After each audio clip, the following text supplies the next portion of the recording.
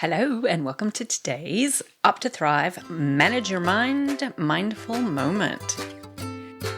Welcome to Up to Thrive, your go-to podcast for women's wellness in midlife, designed to educate, support, and inspire you to live your very best life. And now your host, Dr. Karina Sims. Recently, I had an experience with someone close to me who was going through a really tough time. The typical scenario that we women often complain about is that we just want our partners to listen when we talk and we have a problem, but instead, they often want to jump in and try to fix it straight away. Well, I am naturally one of those people. If there's a problem, my first instincts are to put it into perspective and then to work out what to do about it. I am a problem solver. That's what I do. But this isn't always a welcome approach, especially when I'm not at work. And I have had to learn, and truthfully, I really am still learning the act of not jumping in and telling people how to fix the problem. Unless, of course, I am at work and it's a medical issue and they have come to see me about that, and then that's my job, which is probably one of the reasons why I have over the years sometimes struggled to identify the times when it isn't appropriate to jump in. What I'm referring to today is something called holding space. When I first heard this term some years ago now, I really couldn't wrap my head around it. Probably because I was pretty bad at it. Now, what does it actually mean to hold space? Holding space essentially means to be a safe space for someone, to just listen without judging, without making them feel inadequate or trying to fix them or the problem, or even giving unwanted advice. Just being fully present and giving them unconditional support. So it also means not telling people how things could be worse or looking for the silver lining. Yeah, that one I really do try and keep to my own self-talk because it's one that I naturally do, but it doesn't seem to go over well with others. Brene Brown has a funny little cartoon on YouTube about this, and I think it's worth having a look. It's only a couple minutes long. It's about the differences between empathy and sympathy. That empathy fuels connection and sympathy drives disconnection. She says empathy is something like, I know what it's like and you're not alone. And sympathy is, oh yeah, that's bad. Want a sandwich? She also says that empathy doesn't start with, well, at least, that looking for the silver lining stuff that I'm so good at. She makes the point that really a response rarely ever makes something better. But what does make things better is connection. I don't know what to say. I'm glad you told me. I'm here for you.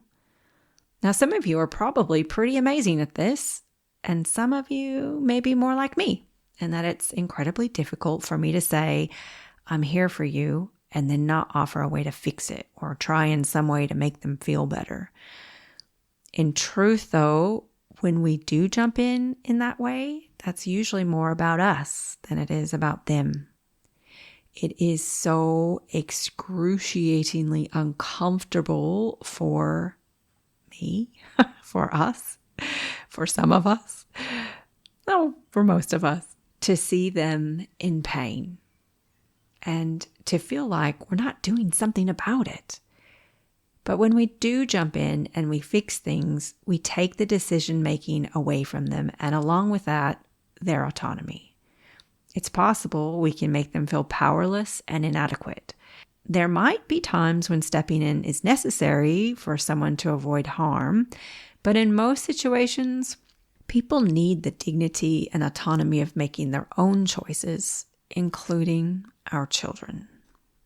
With my close girlfriends, we have this thing that we do when one of us is struggling with something, or sometimes it's someone.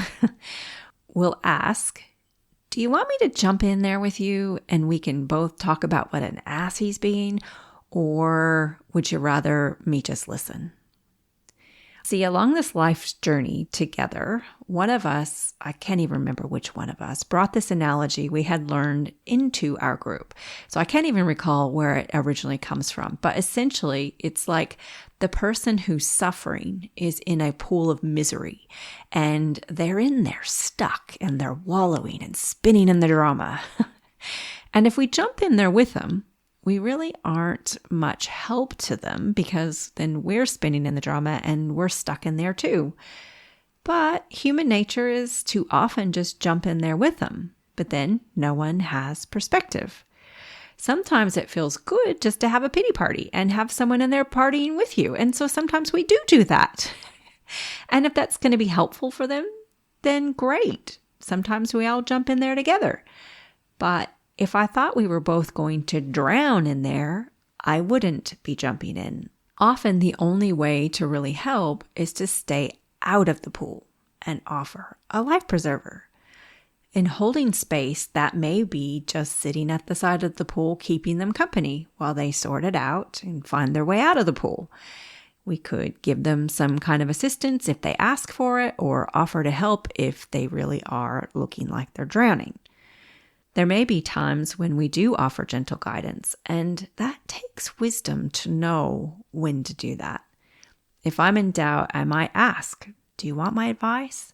And if I think that my advice might contribute to them feeling foolish or inadequate, then I just keep it to myself.